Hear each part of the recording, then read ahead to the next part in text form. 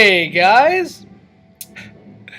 This is the third installment of the Give These Habits a Try uh, portion of the third week of phase one. As you can see, there are some lovely trees or bushes behind me. I'm not sure what that is. Not sure what the hell that is, but I'm normally behind this boring green background, so I figured I'd liven it up by giving it more of a foresty feeling, I guess. Anyways, so caffeine. All right, so that's one of our morning vices. That's as Americans, right? That's the thing that we cling to in the morning to get us through what seems to be just a portion of the day, whether that's 2 hours, 3 hours, 4 hours, 5 hours, whatever it is.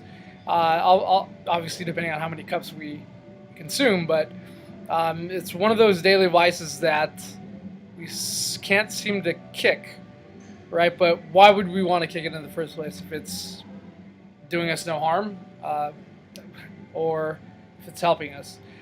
Well, the title of this says to caffeinate or not to caffeinate. How much is too much? Okay, so let's start off with asking you this. Are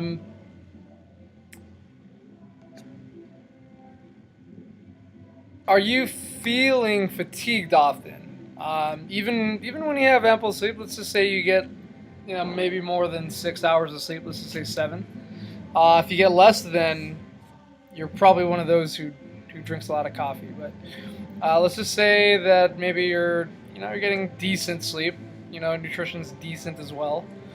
Are you feeling these particular symptoms? Do you feel fatigued? Do you get headaches with physical or mental stress?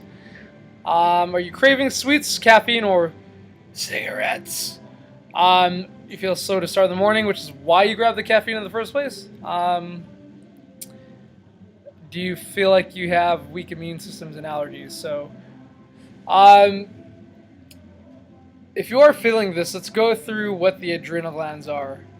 Okay, so we know that caffeine, well, at least research that's out there, states that caffeine stimulates the adrenal glands. So let's answer that question. What the hell are the adrenal glands? So adrenal glands, they mediate the secretion of certain hormones. So those hormones are epinephrine, norepinephrine, DHEA, and cortisol, just to name a few. Adrenal glands you can look at as the body's stress command center.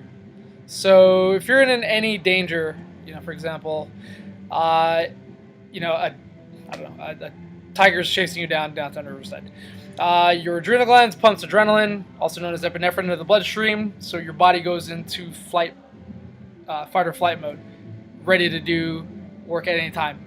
Funny thing is, when you work out, you actually produce adrenaline as well. So, just a little tidbit. According to Dr. Christensen, he's the author of a really good book I suggest getting, called The Adrenal Reset Diet. He said that these hormones don't just react to dangers that are in large magnitude, such as getting chased by a tiger downtown Riverside. They could be daily stressors from, in life, such as from work, fight with your spouse, or thoughts of the deadline coming up on your project that you need to complete for work. All right, so your body reacts to the environment and acts accordingly to help your body get through it. So let's go back to coffee. Once again, your body gets stimulated, the adrenal glands get stimulated by the caffeine, and it secretes epinephrine and cortisol.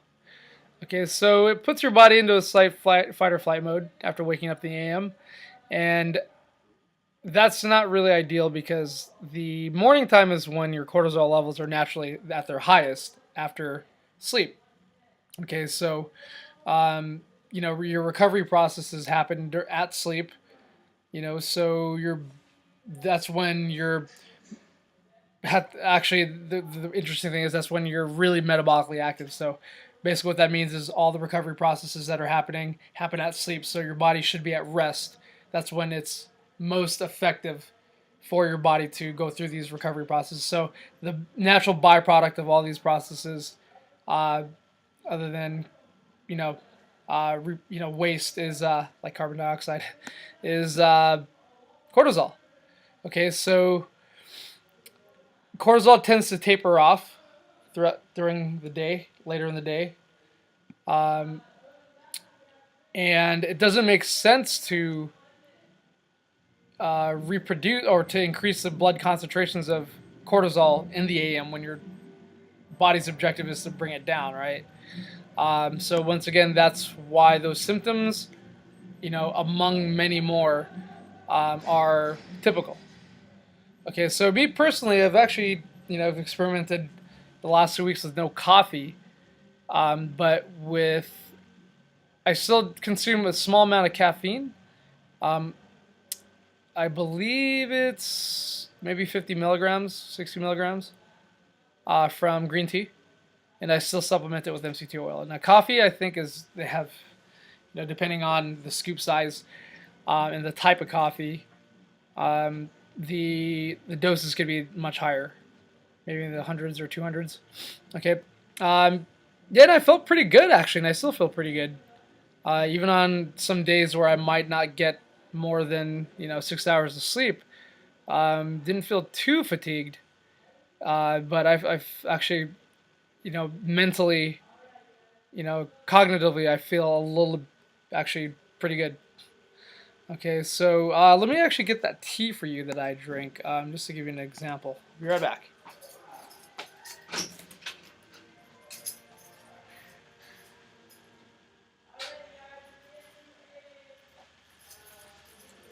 Oh, yes. So, most green teas, green tea sources work well, but I got this. It's organic green tea ginger. Green tea and ginger. Yeah, it's pretty good. It says here on the side that there is about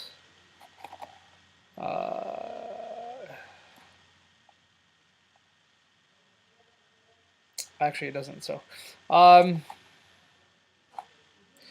yeah, I'll have to look at like the website or something to get the caffeine content. But yeah, that's what I've been trying, and it's been pretty good for me. So I'm enjoying how I feel. And I might go back on the coffee again, maybe in a week. Try it. I might try different types of coffee because I can't rule out that it might be the quality of the coffee that might be also to play the factor as to why I didn't feel too great during those during the times that I was drinking coffee. So I'll definitely put that into play and experiment with that and let you guys know. So I hope this helps. So I would definitely urge you to experiment with that. Okay, if you feel those symptoms that I mentioned, and also if you look onto the email, look at the symptoms there. I'll provide links that I pull these from. Okay, and yeah, that's pretty much it. Oh, a small tidbit. Sorry, this will be very quick, but interesting thing from a researcher. Actually, he is the head of the nutrition certification that I got, or the head of the nutrition company that I got a certification from, Precision Nutrition. His name is John Berardi. So